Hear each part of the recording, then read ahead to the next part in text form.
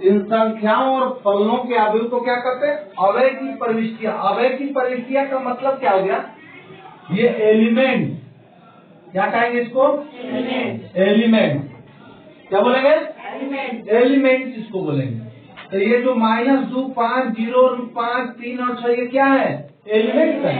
ये भी 1 + x, x3, 3 cos x sin x + 2 tan x क्या है? ये एलिमेंट है। क्या है? अब रह गया कि आपका सबसे बड़ा बात कहता क्या है कि आपको इस अवयव को अंग्रेजी वर्णमाला में हमारा A से Z तक लेटर है ना जी, कि नहीं है? तो A से Z तक के जितने भी कैपिटल लेटर हैं उसके द्वारा आप मैट्रिक्स को क्या कर सकते हैं? डिनोट कर सकते हैं। क्या कर सकते हैं? अब रह गया बात कि यहाँ पर ये जो चीज है हमारा, ये अगर इस तरह से हम लिख रहे हैं तो देख रहे हैं आप, ये लग रहा है हॉरिजॉन्टल है। क्या है?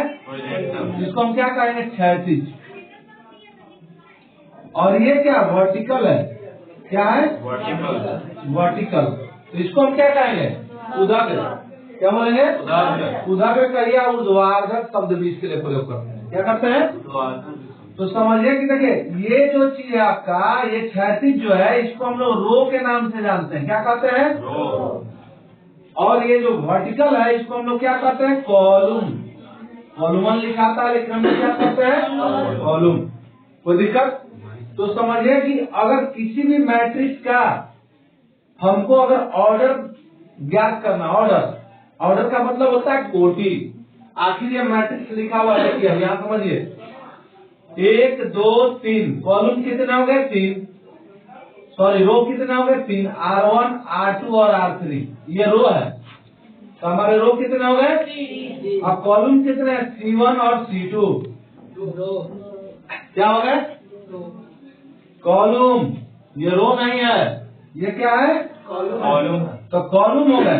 तो देखिए अब अगर मैट्रिक्स का कोई ऑर्डर पूछेगा तो रो और कॉलम का जो नंबर होता है उसका हम गुणनफल दिखाते हैं। रो कितना है? 3 और कॉलम कितना है?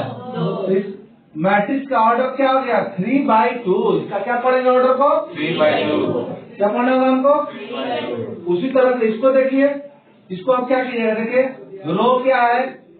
फर्स्ट रो है, यहाँ पर सेकेंड रो है। कॉलम कितने? देखिए फर्स्ट कॉलम है, सेकेंड कॉलम है, थर्ड कॉलम है। तो यानी कि हमारा यहाँ पर रो कितने हो गए? 2। कॉलम कितने हो गए? 3। तो इसका ऑर्डर क्या हो गया? 2/3। कोई दिक्कत? इसका ऑर्डर क्या हो गया? 2/3। तो इस तरह से हम किसी भी मैट्रिक्स का हम क्या कर सकते हैं? ऑर्डर बता सकते हैं। क्या बता सकते हैं? ऑर्डर का मतलब क्या होता है? कोटि। क्या होता है? कोटि। Note to the point. 35 पंक्तियां इसको कहेंगे। ये जितने भी 3 पंक्तियां, तीनों पंक्तियां क्या है? क्षैतिज है। तो इसको हम क्या कहेंगे? R1, इसको R2 और इसको R3। तो यही तो रो कहलाता है। देखो फर्स्ट रो, इसको R1 का मतलब क्या? First row. R2 का मतलब क्या? Second row. और R3 का मतलब थर्ड रो। तो ये हमारा क्या हुआ? रो हो। अब आते हैं कॉलम की बात करते हैं। देखो ऊर्ध्वाधर यहाँ पर हुआ। ऊर्ध्वाधर का मतलब होता है वर्टिकल। तो एक लाइन यहाँ पर है, ये दूसरा और ये तीसरा। तो यानी कि इसको हम क्या बोल सकते हैं? C1, C2 और C3। तो यानी कि इसको C1 का मतलब हो गया फर्स्ट कॉलम, C2 का मतलब सेकंड कॉलम और C3 का मतलब थर्ड कॉलम। तो ये हमारे रो और कॉलम है। क्लियर है? अब इस रो और कॉलम के आधार पर हम क्या कर सकते हैं? ऑर्डर ऑफ मैट्रिक्स यानी कि अवयव की कोटि को हम बता सकते हैं। क्या कहते हैं? देखो n पंक्तियों तथा n स्तंभ वाले किसी अवयव को n गुना n कोटि का अवयव कहेंगे या m गुना n अवयव कहेंगे। हम n गुना n कोटि का अवयव बोल सकते हैं शब्द वहां, या m गुना n अवयव भी बोल सकते हैं। तो कहने का मतलब क्या? देखो यहाँ पर क्या है? ये रोज क्या है? 3 रो है। तो हम क्या करते हैं? पहले देखो इसके क्रम विन्यास को दिखाते हैं तो I गुना J के रूप में दिखाते हैं। किस रूप में दिखाते हैं? I Guna J। तो ये I क्या है? I को ही रो कहते हैं और J क्या है? कॉलम। तो समझो कि अब हमारा रो कितना है? 1, 2, 3 हो गया। गुना का चिन्ह दे कॉलम कितना 3, तो 3 गुना 3 ऑर्डर का मैट्रिक्स हो गया। कोई दिक्कत? तो यही है हमारी क्या है अवयव की कोटि। तो हम क्या बता रहे हैं कि अगर किसी n गुना n कोटि के अवयव को प्रकट करना हमको, तो उसको हम किस रूप में लिख सकते हैं? ए क्या है संकेत के रूप में। बताया था कि कैपिटल लेटर ए से लेकर जेड तक कोई भी लेटर का हम प्रयोग कर सकते हैं किसी भी मैट्रिक्स को व्यक्त करने के लिए। स्क्वायर ब्रैकेट का चिन्ह लिए ए आई जे, देखिए अब यहाँ स्मॉल ए लिए हैं और आई और जे, तो ये स्मॉल ए क्या है? एलिमेंट है। क्या है? एलिमेंट। आई क्या है? रो। जे क्या है? कॉलम। तो ए आई जे एन गुना एन, एन और एन क्या इसके ऑर्डर को व्यक्त करते हैं। एन का मतलब क्या? Number of rose. एन का मतलब क्या? नंबर ऑफ कॉलम्स, इसको व्यक्त करता है। तो हम किसी भी मैट्रिक्स को इस रूप में हम क्या कर सकते हैं? लिख सकते हैं। अब कहता क्या है कि हम केवल ऐसे अवयवों पर विचार करेंगे जिनका एलिमेंट वास्तविक संख्या, वास्तविक संख्या का मतलब क्या? Real number. क्या होता है? Real number. रियल नंबर में क्या आ सकते हैं भाई? रेशनल और इरेशनल दोनों आ सकते हैं ना। वर्ग में भी हो सकता है और अवर्ग में भी हो सकता है। या अगर हम फंक्शन की बात करें तो कोई भी फंक्शन अगर रहेगा व्यवस्थित तो वो अभी वास्तविक मान को ही ऑब्जर्व करेगा, न कि काल्पनिक मान को ऑब्जर्व करेगा। क्लियर है? Yes sir. अब आइए मैट्रिक्स के प्रयोग की बात करते हैं, तो हम इसको एक एग्जाम्पल के द्वारा लेते हैं।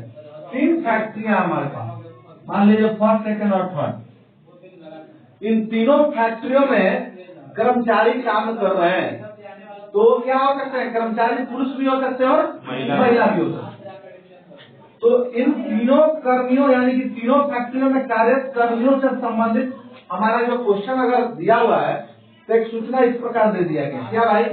फर्स्ट फैक्ट्री में ये, सेकंड फैक्ट्री में ये, थर्ड फैक्ट्री में इतने कर्मचारी। अगर हम इसको मैट्रिक्स के द्वारा व्यक्त करते हैं तो यहाँ पर हम एक मैट्रिक्स ए के द्वारा डिनोट कर ले रहे हैं। अब हम इसको मैट्रिक्स में लेंगे तो देखो सबसे पहले हम क्या है यहाँ पर देख रहे हैं कि 2 कॉलम हो सकता है और 3 क्या हो सकता है? रो हो सकता है। तो हम इसको इस मैट्रिक्स को हम 3/2 मैट्रिक्स के रूप में हम व्यक्त करेंगे। तो 3/2 का मतलब देखो यहाँ पर समझो, अगर हम यहाँ R1 कर रहे हैं तो R1 से हमारा यहाँ पर एक निष्कर्ष निकल जाएगा क्या कि पहले फैक्ट्री में, पहली फैक्ट्री में कार्यरत कर्मियों की संख्या का पता चल जाएगा। जैसे ही R2 को शब्द हम बोल रहे हैं, R2 संकेत के रूप में बोलेंगे तो तुमको स्पष्ट हो जाएगा कि दूसरी फैक्ट्री में कार्यरत कर्मियों की संख्या। R3 जैसे ही बोलेंगे तो इसका स्पष्ट हो जाएगा कि तीसरी फैक्ट्री में कार्यरत कर्मियों की संख्या। जैसे फर्स्ट कॉलम हम यहाँ बोल रहे हैं, अगर C1 बोल रहे हैं तो उससे हमको क्लियर हो जाएगा कि तीनों फैक्ट्रियों में कार्यरत पुरुष कर्मियों की संख्या निकल जाएगा कि नहीं निकल। उसके बाद जैसे हम C2 बोलेंगे तो इससे स्पष्ट हो जाएगा हमको कि तीनों फैक्ट्रियों में कार्यरत महिला कर्मियों की संख्या क्या हो जाएगा? महिला कर्मियों की संख्या। Note to the point.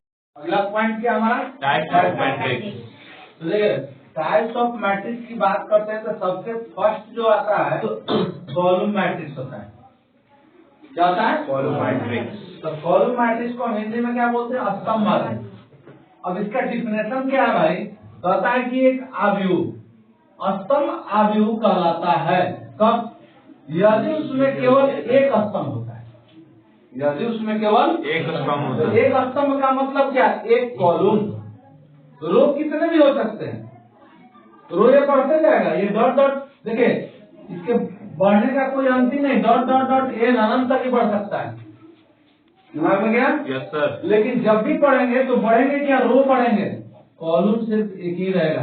तो वैसे मैट्रिक्स को हम क्या कहेंगे? Column matrix. जब इसको लिखेंगे भी तो ए आई जे एम इंटू 1, एम इंटू 1 यहाँ पर फिक्स है। क्यों फिक्स है? क्योंकि नंबर ऑफ कॉलम 1 ही होंगे, इसके अलावा और नहीं होगा। कोई दिक्कत नहीं सर। अब आइए पंक्ति या रो मैट्रिक्स। तो रो मैट्रिक्स क्या कहता है कि एक अवयव पंक्ति अवयव कहलाता है कब? यदि उसमें केवल एक ही पंक्ति होती है। यदि उसमें केवल तो एक ही पंक्ति का मतलब क्या? जिस तरह से यहाँ आपको बताया ऊपर वाला एग्जाम्पल में कि केवल एक कॉलम होगा, उसी तरह से यहाँ पर क्या हो सकते हैं? कॉलम बहुत सारे हो सकते हैं, लेकिन रो सिर्फ एक ही होगा। Yes sir.